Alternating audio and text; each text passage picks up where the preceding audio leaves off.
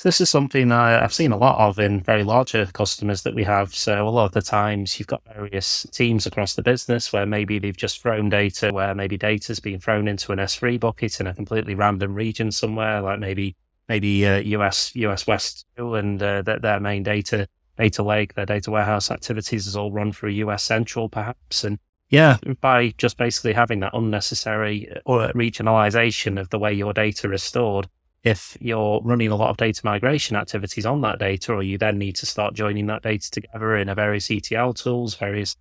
tools that way, whatever you use, you're gonna hit egress costs somewhere, basically by not managing your data correctly, by basically just throwing everything in one particular place, maybe, or somewhere where it shouldn't have been. So yeah, a lot of the time people can often see charges around that, as alluded to earlier, by just basically just throwing stuff anywhere, basically, and hitting the egress charges off the back of that. So whenever you're running stuff in GCP or AWS, you're going to see the same problems. Like, I mean, whatever service you use, if you're using BigQuery data transfer service, or using just a standard federated job or something, like you're just doing anything to bring data from one region to another. Sometimes it can be just due to just something being in a random bucket. Like, I had one customer recently where they just had thousands of data